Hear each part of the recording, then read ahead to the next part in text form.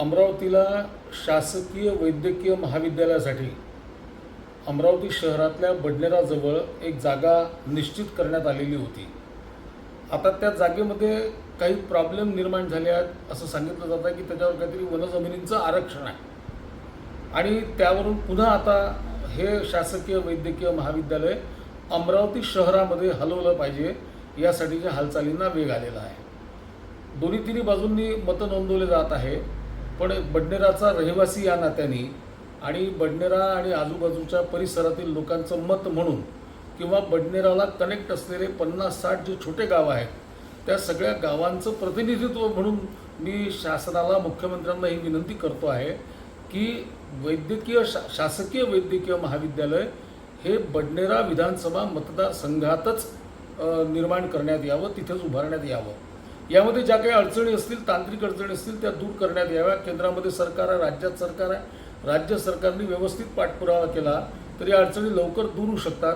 त्यामुळे आता पुन्हा नवीन जागा शोधण्यापेक्षा बडनेरा मतदारसंघातच हे शासकीय वैद्यकीय महाविद्यालय उभं केलं गेलं पाहिजे। एक तर सगळ्यात पहिले महत्त्वाची गोष्ट ही आहे की जी जागा निश्चित झाली आहे त्या जागेला एक एक्सप्रेस हायवे त्याच्या लगत आहे, एक छोटा बायपास जो जुना बायपास ज्याला म्हणतात तो देखील तिथून जवळ आहे, सगळे अप्रोचेस चांगले आहेत आणि अगदी सहजतेने सगळे लोक तिथे पोहोचू शकतील अशी ती जागा आहे, त्यामुळे तिथेच केलं पाहिजे।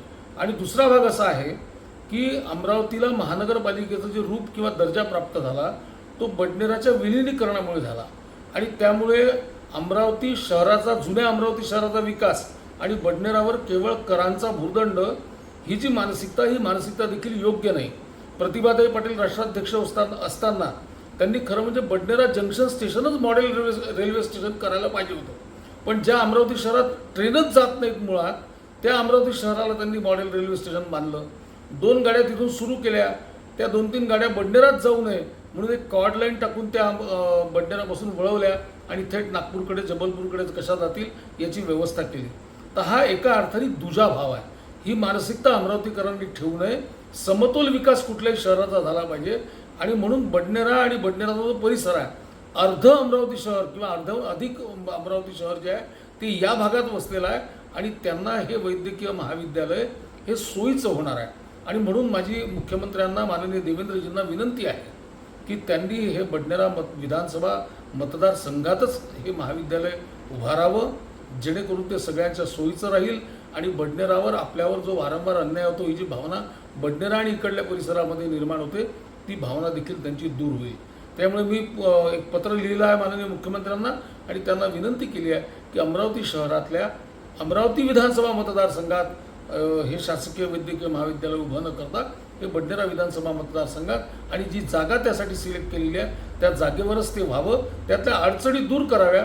नवीन जागा अधिग्रहणाला जेवढा वेळ लागेल तेवढीच जागा तेवढ्याच काळामध्ये ही जागा देखील अधिग्रहित केली जाऊ शकते।